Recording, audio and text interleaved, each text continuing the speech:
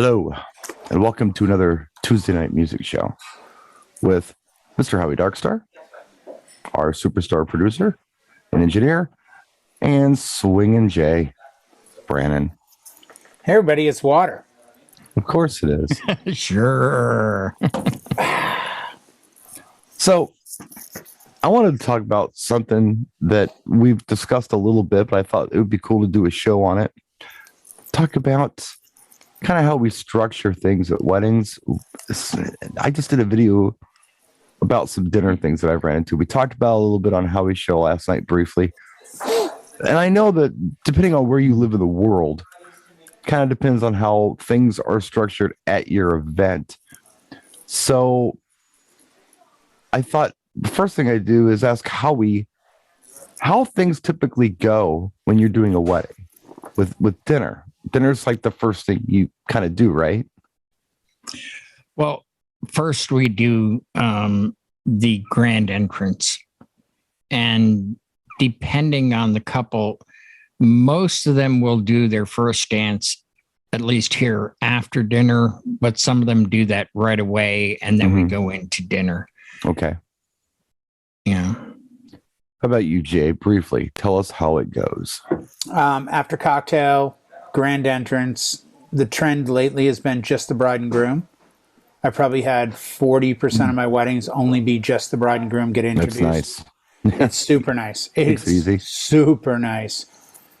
Because last year the trend was we each get our own song, right? I'm like, yeah, no. Then dinner. I tried years ago. I had for years, 5-6 years straight, every couple would come into the room and do their first dance. But the challenge now is a lot of venues have gone outside and they're not set up where the dance floor is right where dinner is. They might be separated. So I also do usually the first dance after dinner. The problem that I've always ran into with that is you never know if it's a buffet, for instance, if there's stuff on the dance floor. Right. I was just going to say that. Then you switch gears quick and it's like, oh, we're doing the first dance after they get that table out of the way. Right. Yeah, it's kind of unsightly, to have stuff there with Bunsen burners underneath them. Or the little, whatever they are, those little candle things. They put not Bunsen burners, but little, A little, campfire. I can't think of the damn word. Sterno. Right. The little Sternos. sternos. Yeah. Okay. Yeah. I never even knew that word, but they were just a little gas-filled candle things. How about cake, Jay? How does cake work for you, Liv? It's funny. I remember you saying this last night on Howie's show, and I meant to comment on it, and I didn't. But I was shocked. I've only done one wedding in my career where they did the cake. They did grand entrance and the cake, and then they sat down for dinner. And their attitude was, we want to actually feed each other first before the meal. 100% of my weddings do the cake, dinner, toast, special dances, open dance for maybe half an hour, cake cutting. Or dinner, toast, cake cutting, special dances, open dancing.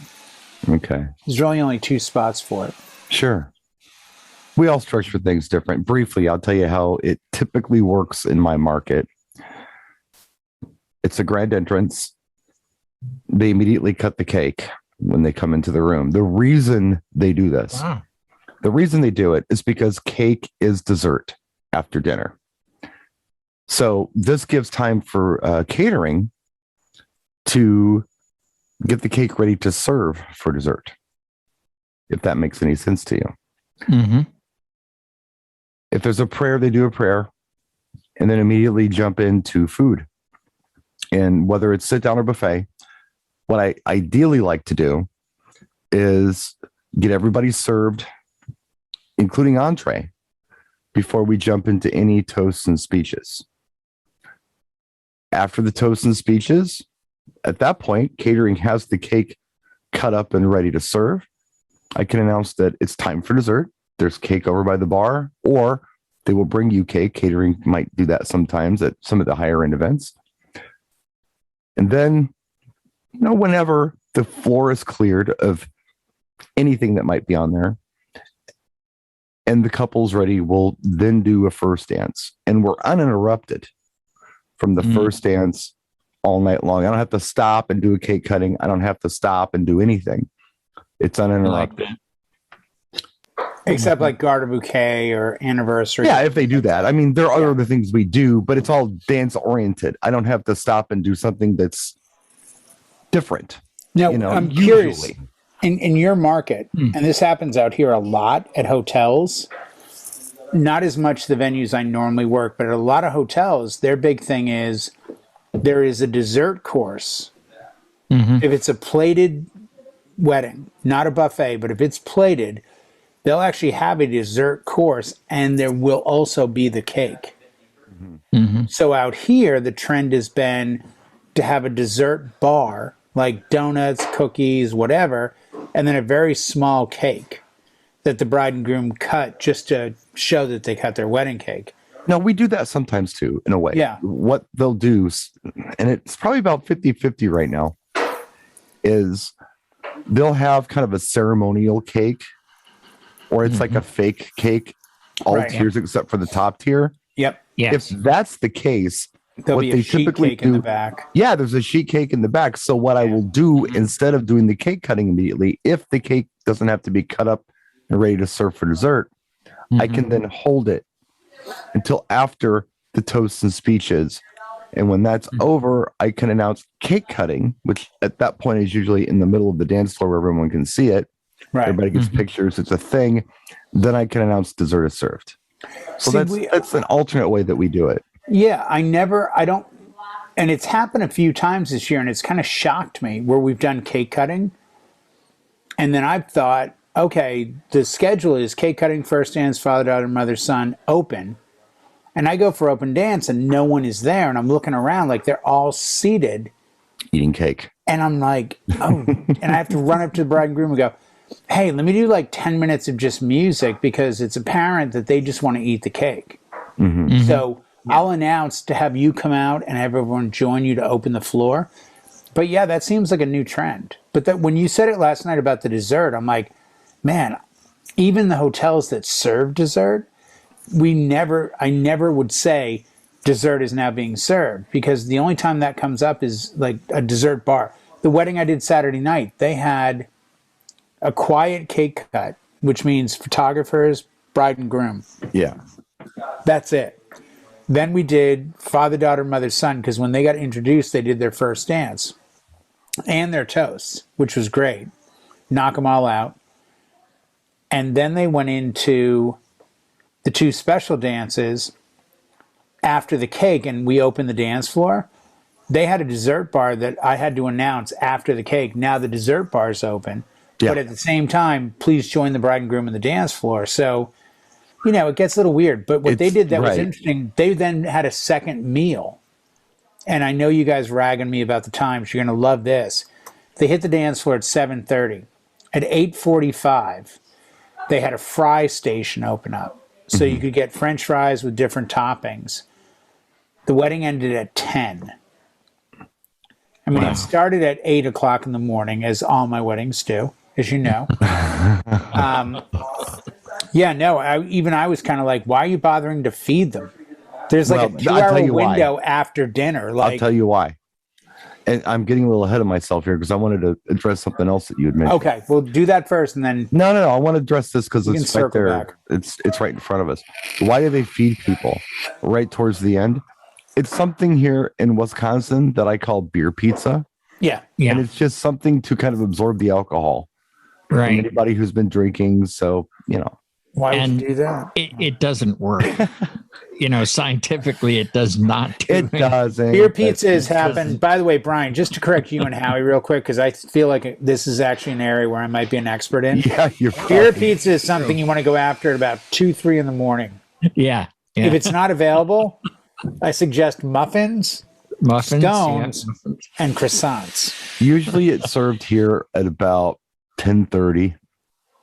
And then, you know, with the event being over at midnight, so about an hour and a half before the event's over, they'll bring in pizza or bring something out, sometimes some kind of food station. But it's basically the same thing you're talking about. It's a snack. Right.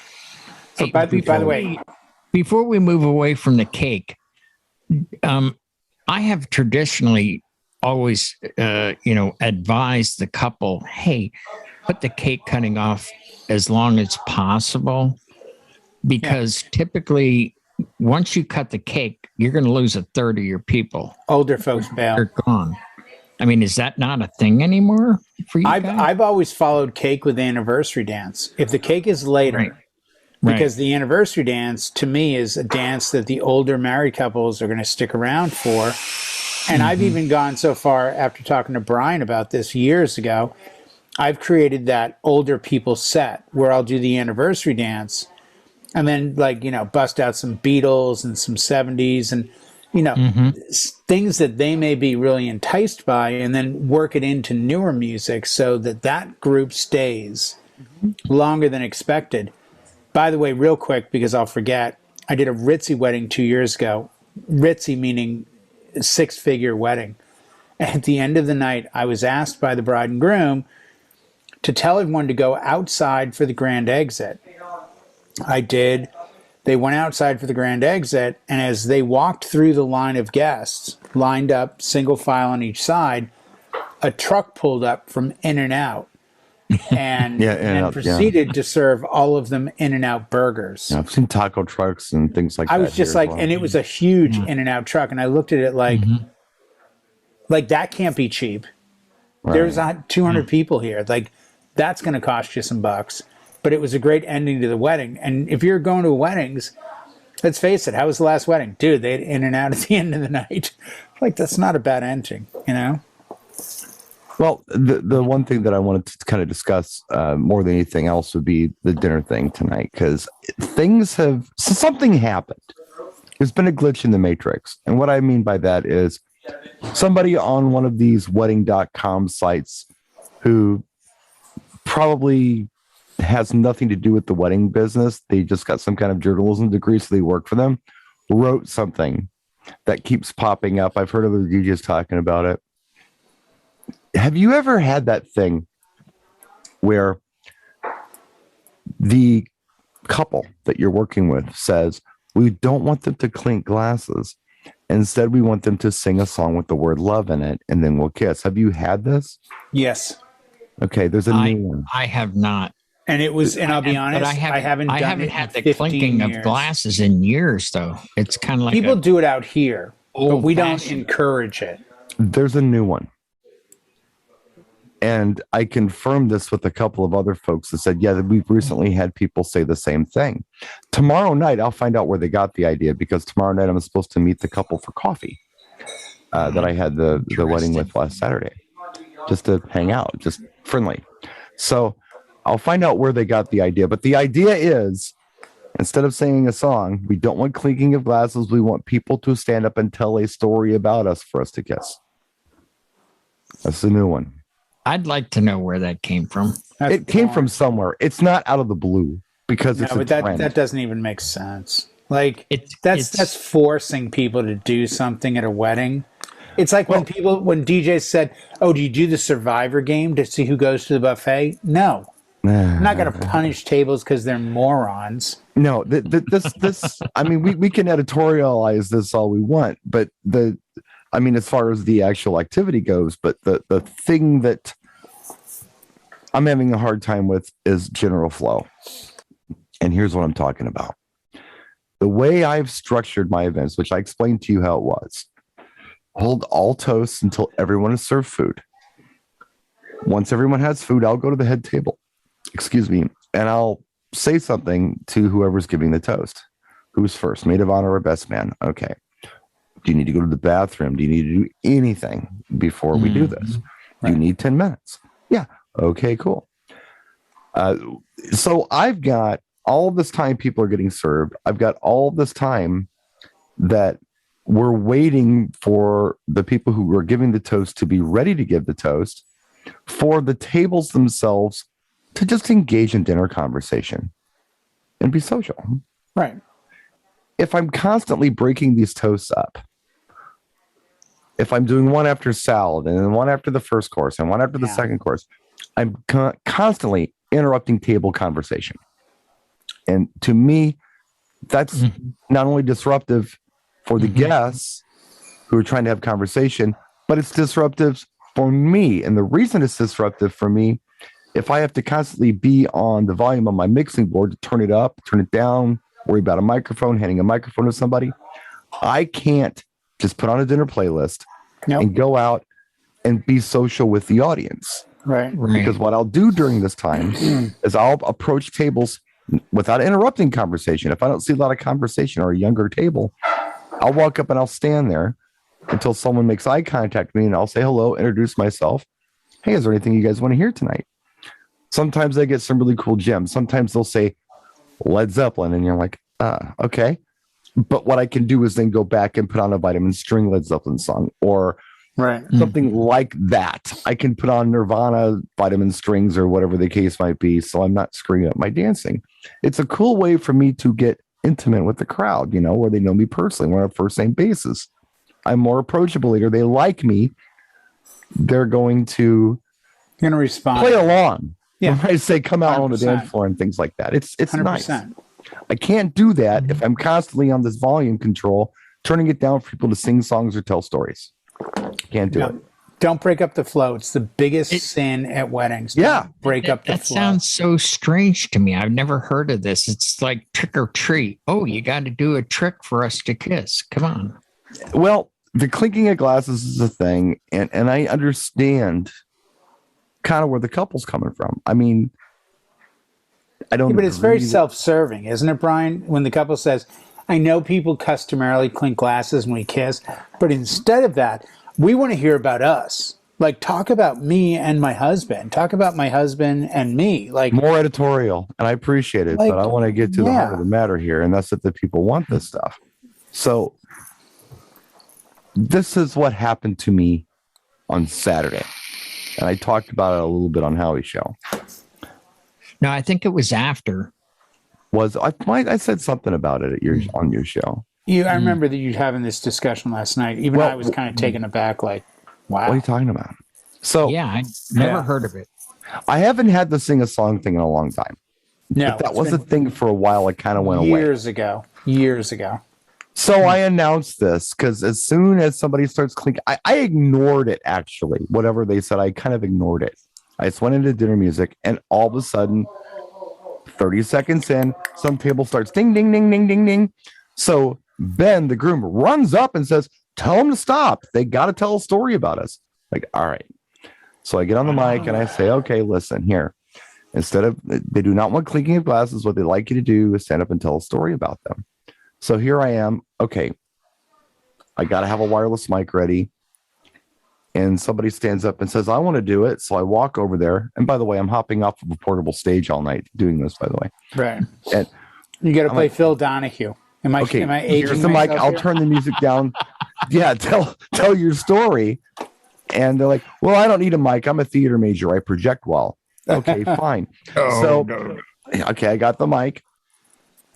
And then they stand up and I bring the music down. They start talking. Of course, people are talking over them and everything else. Yeah. It's a short story. I think one other person does it. It's very brief. And it was over. Okay, well, that was pretty painless. It was a little disruptive, but not terrible. So I go up to the head table to talk to the maid of honor who's giving the first toast. You got to go to the restroom. You got to do anything before we do this. And I overhear the bride saying to someone, I'm really disappointed. I wish more people would have told stories. And I thought, wow. Okay. Now you have to elicit stories from the crowd. Bride needs 10 minutes. Or I'm sorry, maid of honor before her toast needs 10 minutes. I got 10 minutes to hustle stories. Bingo. And give her what she wants. So I go up. By the way, everyone has food in front of them at this point. I turn the music down.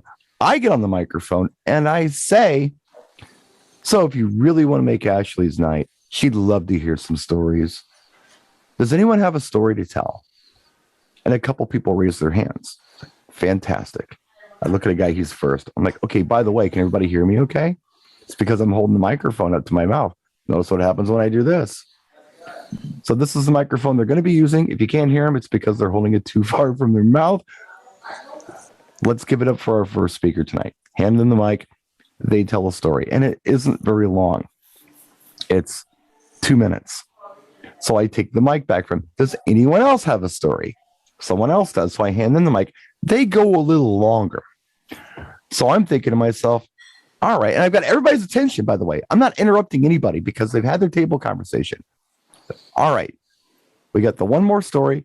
Give them the mic. They tell the story. I take the mic back and say, all right, before the maid of honor gives her toast, I have a story to tell. And then I tell a little story about how I know the groom and how they booked me and all that stuff, and made it kind of humorous on the fly. And I said, now with that, I'm going to hand the mic over to Sarah, our maid of honor, to give the maid of honor speech. Everybody give her a big round of applause. Nice. Hand her the mic, open. Nice. So what I did was I took the situation and I was able to facilitate it and control it and time it where it wasn't like this out of control thing. Right. It segued into the toast. Yep. And it wasn't disruptive for most of dinner. So I was kind of proud of myself for that. And I did it by accident. I just by overhearing her and thinking to myself, what can I do to make her day better? On your feet. I totally agree. So I just did a gig tip about that. I talked about that in the Tuesday DJ gig tips that I have on my channel. So you actually give them the mic? Yeah. And I'll stand right there. Like I'm there. Like I'm talking. I'm like Jay said, I'm kind of Phil Donahue. I hand him the mic and I take it back. Well, because this happened to me years ago where they warned me about a certain person. Look, he's going to be pretty drunk and ramble. So try to keep. So I held the mic like Phil Donahue. Well, you can do that too. When he started going too long, I just gave him a pat on the back and then thank you. I pulled the mic back. Thank you. And then I moved on. I want to make it crystal clear to anybody watching this. None of these sing a song, tell a story ideas are anything I'd recommend a client do. I would never suggest this to a client. But if a client insists on it, you got to have some control over the situation. Right. Just so things don't get out of hand and get stupid. No. For everyone's sake, not just for the client, but for all the guests trying to have table conversations. Honestly, I've never heard of it. I've never heard of it. I can't wait to find out where this came from. Yeah, I'd like to know. I'm going to find out. I'm going to talk to. Well, I don't know if she's coming, but I know he's coming, and I'm going to find out where she got this idea. In fact, he was just texting me before we went on air, just to make sure we're cool for tomorrow. So that's awesome. I'm going to find out. Now, I got 3 quick points. One, the majority of my events over the years have been driven by photos saying, toast after dinner, we want to make sure the plates are cleared because we don't want plates on the table. For photos of, like when we take your photo, we turn and take a photo of your parents. We don't want like a half-eaten plate of food. So that's 1 point. Okay. 2 point, and I mean this with nothing but love. Uh-oh, here it comes. Oh, here we go. I'm going to get hit hard. Oh, it's... Jesus. Go ahead, Jay. I'm not feeling the whole "can you hear me?" but if the mic's here thing. It's so passive aggressive. Like you're really putting the people on the spot. But why? How am I putting anyone on the spot? No. I didn't finish. I understand why you're doing it. I understand the benefit of it. But this argues exactly what I came up with almost 2 years ago in March, where I don't let them touch a mic anymore. Like that's not an option. Like, here's the mic and a stand. I like your idea with the mic stand. And in parentheses, I say this to every one of my clients before the wedding. We need to have a clear understanding and agreement on something. What's that? You're going to give me a list of people that can speak at your wedding. And that's it. And when I say that's it, you need to realize my microphone is my microphone. You've hired me. This is my equipment. This is not something to be willy-nilly around. The other night, last Thursday, one of the bridesmaids, the mother of the bride said, before the ceremony, hey, Sarah, the bridesmaid, is a great singer. So at some point, you need to play Neil Diamond, Sweet Caroline. She's going to sing. I'm like, oh, I'm so sorry. I don't have a singing mic. You don't? I said, I have a speaking mic. I didn't bring the karaoke mics with me. So they're really not dialed in for singing. She's like, oh, wow. I didn't know that. I go, I wish I'd known, but the bride never mentioned it, which means the bride's not on board. because the bride would have mentioned it. So my logic has been for years, anyone that's not on the list to speak shouldn't speak. I specifically ask every client who's going to use the microphone. And I tell every week. Right, so do I. And I tell them no one else is going to speak. Meaning, when your drunk Uncle Gary says, "Hey, dude, come here, give me that mic." No, you're not getting the mic. It's my mic. I understand that in theory, that's brilliant. But you can make it work in practice. But what I can tell you is, in practice, I get blindsided with this stuff. I didn't know about Tell a Story until about 2 minutes before dinner. No, that's one of those areas that even I would have been like, okay, we've had this talk. How did this come out of nowhere? What am I going to do? Tell this guy exactly. No? I feel for you on that one, Brian. I would have handled it the same way. And I would have stood right next to him and I would have said to the bride and groom, so you're willing to let anyone in this room tell a story? Like that drunk dude with the ponytail in the corner that's dating your cousin's girlfriend's sister's ex-wife who you don't even want here? I know. Like there he are can people, speak, right? I understand that there are people at some events where you want to keep them at bay. And when those, I know, I've done them. Former rehab and I've even guys. I've even had clients say, look, my mom's insane.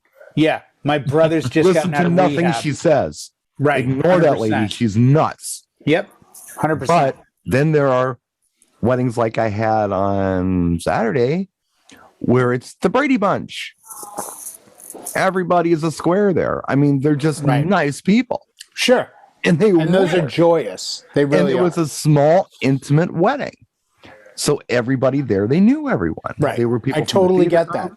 The only weirdo there that, was, probably a family member, but they left early and it wasn't an issue. But at any rate, this is not stuff that I recommend anyone do. This is not stuff that I suggest that your clients do. I think it's a bad idea. I think it's relatively disruptive. But if it's in front of you and it's a trend because somebody on you have to handle it. Something or thewedding.com suggested it was a great idea. Right. Then you might have to deal with it. And if you do, that's how I have found that it's probably going to be the least disruptive. And everything you have said, I'm 100% on board with. As a side note, for those of you watching this who might run into this situation where it's more of a lack of story, but more of a, I want to give a toast. A quick thing that as Howie and Brian will 100% agree with me, as an older DJ that's done this for a while, atypically I get the early arrival guest who says, "Hey, how's it going?" "Good, man. How are you?" "Good." "Hell, wow, this is some good looking gear, man. I'm looking so forward to tonight." "Yeah, the groom and I are really close." "Oh, that's awesome, man. Well, this is 3 o'clock, 4 o'clock wedding, so I got no, bone of contention at this point." And then in a couple hours, I get the like, "Hey, man, if there's toast, I really want to say something. The groom and I are best friends. Hold on just a second. Since kindergarten." Howie, I need you to give me a marker because I remembered what I was going to reply to in one of Jay's monologues. So go ahead, Jay. Okay, real quick. And I always say, in my head, I go, "Wow, you guys have known each other since kindergarten. You're best friends. That's funny. You're not in the wedding party." So my point is, as a new DJ, use some psychology. When someone is the closest person in the world to the bride or groom, but they're not in the wedding party, they're not involved in the wedding, they're not anything other than a guest, that's a red flag for me personally.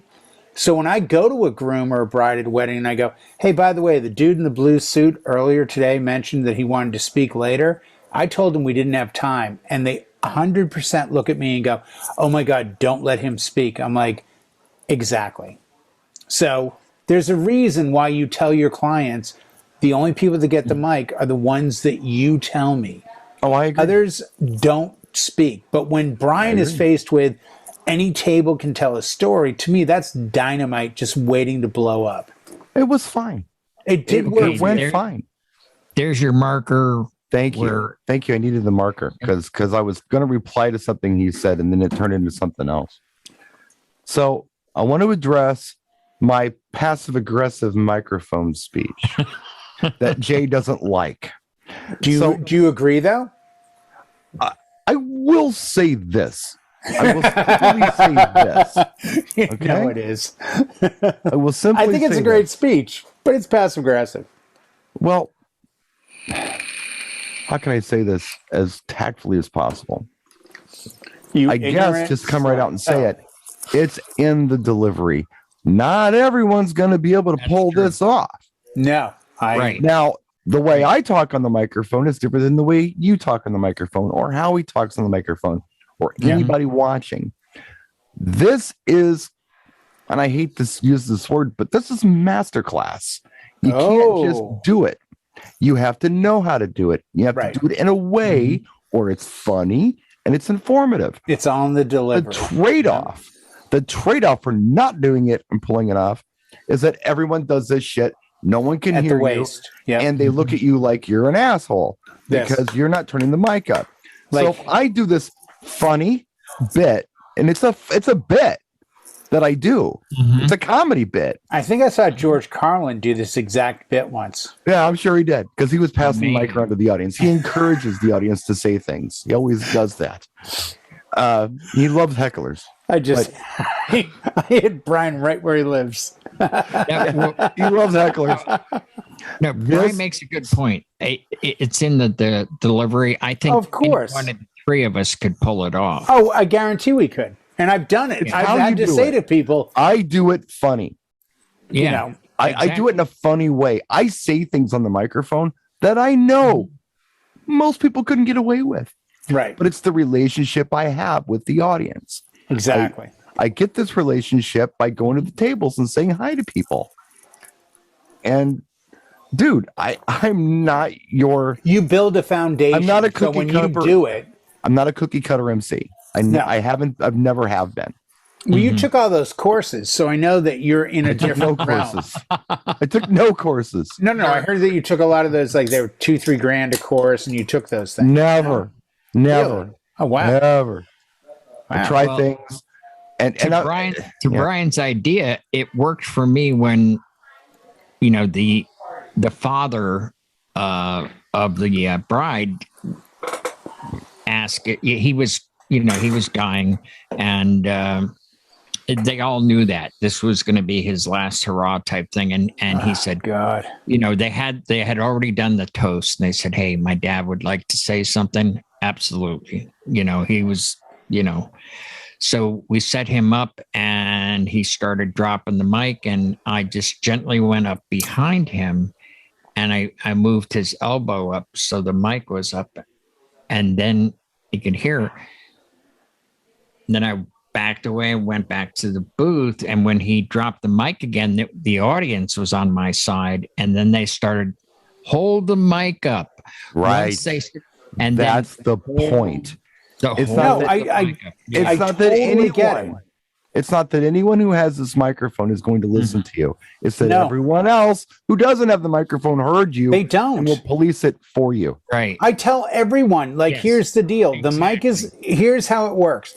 The mic is on, and proof will be that I will speak before I hand it to you. I can't tell you how pissed, and I've said this at several events, where someone goes, hey, everybody, is this thing on? No. And I've gone up afterwards and I've said right to their face, hey, by the way, in the future, like my mic's only worth like $800, but in the future, if you get a really expensive mic, tapping a mic to see if it's on, it'd be like me punching you in the ear to see if you can hear me. And they look at you like, oh, like, dude, don't, you know, that's why having a mic stand as a mandatory thing. The other night, bridesmaid, a maid of honor, best man come up with a drink and a phone. And I'm like, no problem. Let me get the height perfect. Here you go. Oh, this is awesome. Oh, I got my drink, my phone. Oh, I love this. Get away from handing mics to non-professionals. They think they're a freaking belt buckle. I've tried it, Jay. Jay, do you think that was a little passive aggressive or aggressive when you say I get on the mic early in the night and I say, I know I'm better than all of you. I know Brian S. Red and Howie Darkstar. Do you? And if my wife is there, she'll go, I know Howie and Brian, and that's it. Oh, she said, I know Howie Darkstar. and But Brian. no, Howie Darkstar. Yeah, she would fill the full She name. might just use my first name, but you would definitely be Howie Darkstar. I don't think she'd call you BSR. No, The multitude of other Howies we all know. Yeah, no, not to confuse him with Mandel, because I'm friends with him too. Yeah, it's like him and the guy on Happy Days, and that's it. Who else do we have? By the way, am I the only one that's still concerned about where Richie's older brother Chuck went? I mean, that to this day. Who cares? They killed him off. Yeah. No, I think there's a level of instruction that we as DJs can give at a wedding. And if you tell the story the way I know you tell it, Brian, and I've never heard it, but I know your talent and your level of professionalism is such that they're leaving there going to the next wedding and they're remembering what you said because they're watching a toaster hold it like a belt buckle. Yeah. And just be like, remember that wedding we went to Alan and Jeannie? And like, it was amazing. Like, oh my God, I wish this DJ actually, yeah, let's find out who that DJ was because my daughter's getting married. Like you're getting yourself future employment because you're making the night more comfortable for everyone. I actually have a video of Brian doing that bit down at Beret in Atlantic City at Expo, where you did the bit with, hey, can everybody hear me? Good. That's because I'm holding the mic up to my mouth. Up to my mouth, and everybody laughed. But the thing is, you delivered it. It was your delivery. It's not only delivery, but I had won the audience over already. And in that case, it was easy. Everybody knew me. At a wedding, it's a little harder. They don't know me. But I come in there, I've got the microphone, and they're looking at me like, okay, what's this going to be all about? And I start talking, and my kind of cadence and diction when I'm on the microphone at most any event is very casual. And it's conversational. I don't do from the diaphragm, hello, everybody. Ladies and gentlemen, at this time. If I did that, I couldn't do it. A lot of people do. If I get on there and I'm like, people do. Hey, no, and that's fine. I'm not hating on them. I'm just telling you, this is why I can pull it off and how I pulled it off successfully. I won the crowd over. Right. And I'm conversational with them. Well, and I mean, it goes back to the stand-up comedy thing. Not that I'm trying to be funny, but it's a timing. It's different than being a boxing announcer. Mm-hmm. No, absolutely. Well, I've told you, and you've kind of been on the fence. And a lot of people have said, oh, that's cheesy. But I've had weddings where I've had 200-300 people in a room and I can't get their attention. And it's right after the introduction. I've said to the bride and groom and I've got video on YouTube about it. You guys trust me? Oh, yeah, 100%. Great. Just do whatever I say. Okay. Now they're excited. And I get on the mic and I go, ladies and gentlemen, in a moment, I'm going to bring up the wedding party to give their speeches. But before I do, I was just informed that 100 years ago today on this very spot, a young couple was wed. This couple, this guy's full of shit, but we like him. It's totally full of shit, but it's all the pausing. It's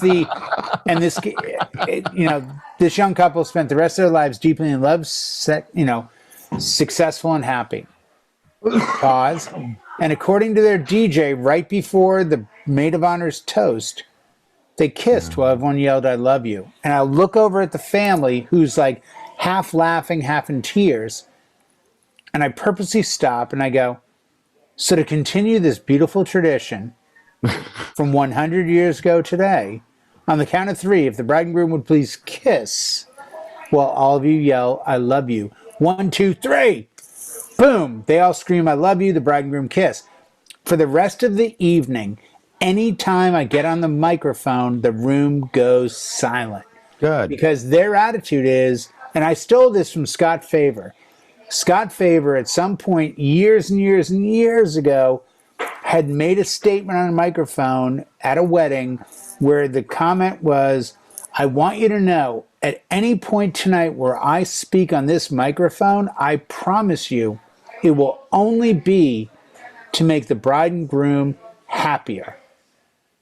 Which meant, as a group, I have a really hard time delivering that one. You have to shut up. No, I can't do it. But I'm saying, we all have our way of doing this. Yeah, we do. And that's the beauty of it. Mine's original. The goal is, well, it is. The goal is, you want the group to understand that when you're on the mic, they need to listen because it benefits the bride and groom. Now, if you want to teach like driver's ed for microphones, I totally understand. I can't. No, I totally You can't teach understand this stuff. It's like teaching somebody how to make a hit record. You either got hits in you or you don't.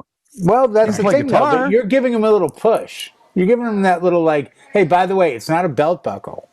Yeah, I know it seems like a laser pointer, but it's best served. And I'm not on the mic here. a lot, but when I'm on the mic, I say funny stuff. I'm just more scared for me presenting to a group. I'm like, hey, I've got a microphone right here. I learned how to get people's attention early on when I was a kid doing this, and I had these really good frontmen from bands who were kind of guiding me along, and they were doing the things that they did. What's your opening statement on the microphone? Let's go to the ground level. Well, the first time you get on the microphone at a wedding with a room full of people, before you have to introduce or start anything, what's your opening line? Okay, well, the opening line isn't really as important as the volume, because what I'm doing is, first of all, I'm using microphone compression, so I don't have to scream into the microphone. This is like Howard Stern's dad suddenly going, the bit I'm talking about?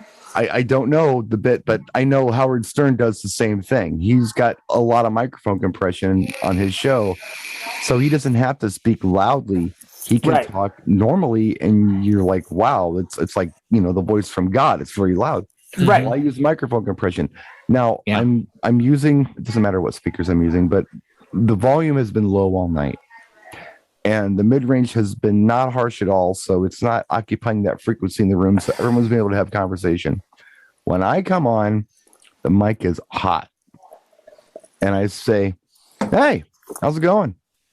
And they're startled almost, and they look at me. How was the food? Right on. Hey, you guys ready to get the party started? I mean, it's like that. Or, sometimes I won't go there with the food. Sometimes it's always off the hat. Sometimes I'll say, I'm Brian, I'm your DJ tonight. How was the food? Things like that. And they listen because it's loud, not because I'm enthusiastic or I'm relying on the technology at this point, but it works. And I use two techniques. The one that Brian uses, because I do use the compression, but I will also use the lighting. Just like in a movie theater, when the lights go down, everybody's like, oh, the movies are going to start. Something changed. Well, what's going on? I have static up lights. I'll start a chase, and then I'll just say, good evening. Did you enjoy your food? Whatever. But what about people? I will do that. And I can do that just like, real quick. And, then I got their attention visually and with my voice. But I'm saying more like if you've gone from cocktail to now dinner. Well, so the groups come in, you're going to do grand entrance. Well, it's what's your opening? And I only ask this because Dave Chenair, 6 years ago, rented gear from me, and we had a talk, and he said to me, how do you, I said, you've taken, right. But you know what, Brian, honest to God, can't do it. Up until then, no one ever applauded. But now I did it Saturday night. I was like, family and friends, I want to welcome you to the Crossings for Adam and Haley's wedding reception. They went nuts. And I'm like, wow, this works. So I don't see a reason to change that. Do you and do you well. The original question was, how do you get everybody's attention? But you said to kick off a first dance, we're talking about a grand entrance. Right. Then I'll get on a microphone and I'll say something like, whatever. Hey, how's it going? You guys hungry? All right. Well, before we eat, we got to bring the wedding party in. So are you ready for your wedding party? And you do it like that? Or do you do it with more? Shut up and let me talk. Okay. Wow. God damn, Jay. Shit. Let me get a word out. Yeah. No, I'll say it like that. I'll intentionally say it like that.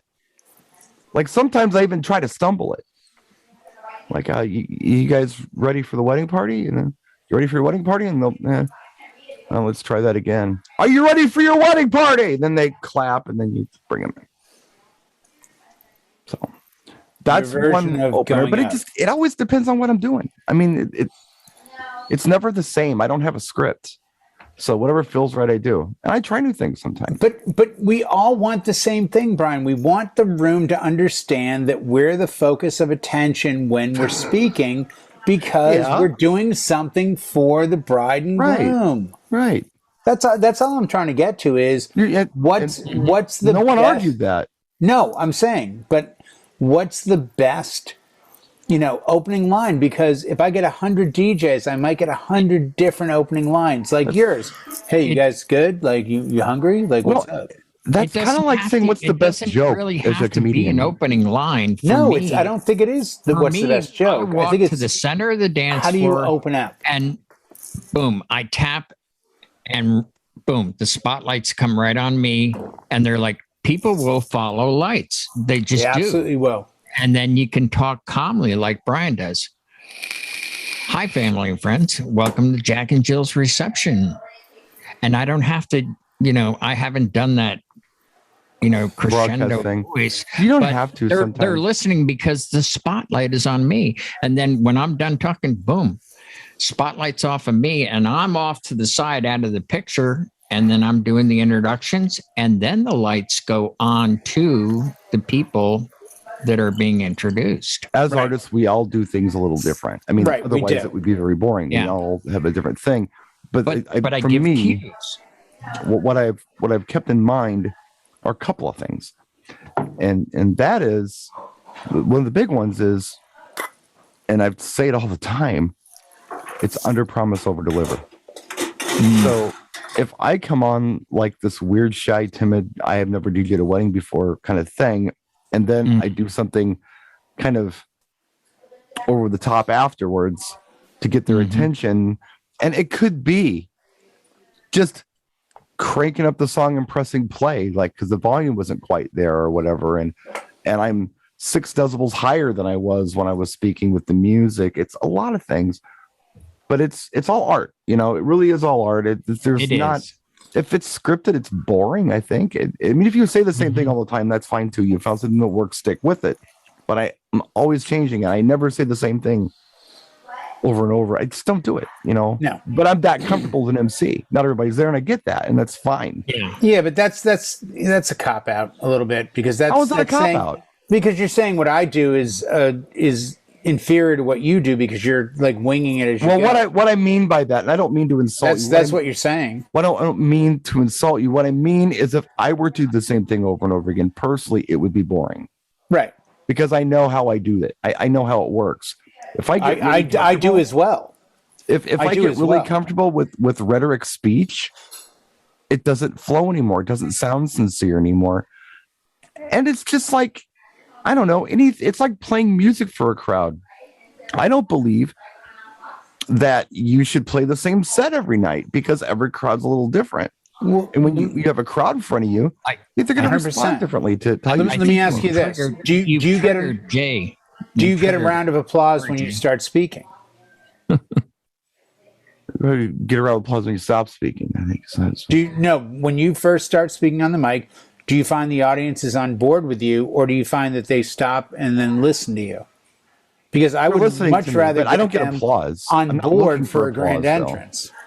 I'm just saying, when I went from the old days of like, ladies and gentlemen, I will welcome you, and blah, blah, blah, blah, blah, blah, blah, and they just kind of stared at me, I would much rather have them be excited when the bride and groom are about to enter. By the way, that's the only line I have of the night. The only pat line I have is, ladies and gentlemen, welcome you all to Temecula Valley Country Club for Brian and Blanca's wedding reception. And when they go nuts, now I've got the crowd. And then it's my crowd to lose, meaning the rest of the night, everything I say has to somehow focus on them understanding I'm here with the bride and groom. Sure. There are no other lines. So there's nothing wrong having with a good introduction to me is just a tool in the tool bag of how do I keep a crowd started, because I want them excited when the bride and groom come in. I don't want them listening like, what's up? Like, oh, what's going on? Like, I don't want that. I want them a little revved up, like, here they come. That's all. Sure.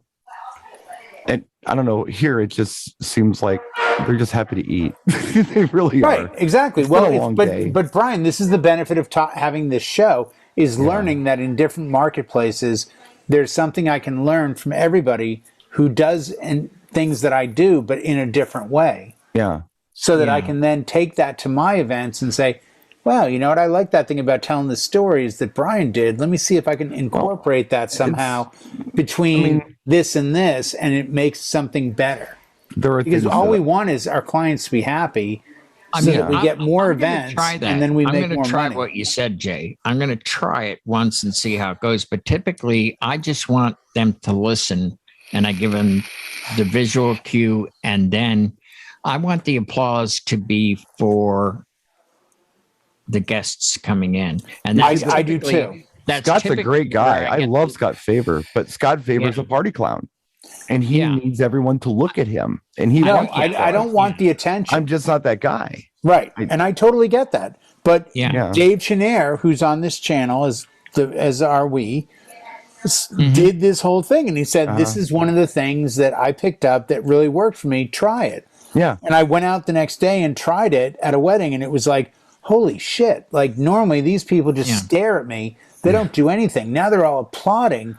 But they're not applauding for me. They're applauding because I said, welcome to this bride and groom's wedding reception. And they went nuts. Well, and I was like, wow, this is great. Like now I can feed off this and keep the energy level high, bring them in. Everyone's happy. You know, the story thing I tell is based on me being on boats going under the Coronado Bay Bridge. And that's a long story. Right. No, that's a good one. But I like that. It comes down to, you have to be you on the microphone, but you also have to figure out every crowd's a little bit different, and there's a lot of similarities. But what can you do? What can you have in your bag of tricks, which is what I like to call it? Yeah. What can you have in your bag of tricks that you can call upon and say, I've seen this crowd before. I know what to say. And maybe because if you come out on the dance floor and go like, hey everyone, how's it going? What's up? You guys hungry? That might work great. But for me personally, Jay, hold on a second. I think the point is that there's probably some great things like that you can tell anyone to do, and anyone can do it, and anyone can pull it off. But that's where I'm kind of failing here, because I don't have anything that I can just give anybody that anyone can pull off. Right. So that's my fail. I can't offer that to anyone. I don't think it's a fail, Brian. I think it's No, it is, because I don't have that trick to show anybody. You either can or you can't. It's right, and that I understand. It's a timing thing. It's an established thing. It's an experience thing. I don't have this surefire thing you can do. I mean, I have other things that I feel like you can do that work well, but when it comes to, I don't do a lot of videos on emceeing because I don't know how to teach it. I mean, it's you either can or you can't. It's you got to. No, I totally agree. Well, and you and I, and Howie too, we're in kind of rarefied earth. Like, I did a thing last week for 600 people online in Zoom room doing a, walkthrough on gear. That's just common for me. That's not a challenge. Doing a presentation, you're really good at it. Yeah, it's not a challenge. It's just, I'm very good at in the moment. Like, you riff well. Hey, can you come over here and just speak about this? Sure. And but I still know that there's more I need to learn. There's things I could be better at. Yeah, always. And with Lori in the room, when I say better at, I put a comma because I don't want to end a sentence in a preposition. Jay, you're supposed to say because Lori's here, right? That's exactly gooder at. I want to be gooder. I would like to be more better, Lori, is better. What I'm trying to. Better, gooder. Yes. Well, when Brian and me went to the store, me went to the store or I went to the store? Okay, I just want to be clear on that.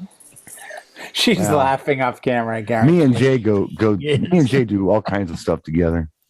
Yeah, when I go to the bar, that's all you need to hear.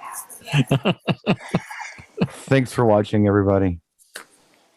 Maybe you got something out of this. Maybe you didn't. If you have other ways to say anything we did, please put it in the comments. I love reading the comments from our shows and picking up knowledge because I can always learn from everyone that watches us. So next week, let's do this.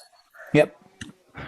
Let's hustle that suggestion early on. Okay. I've been doing that in my videos.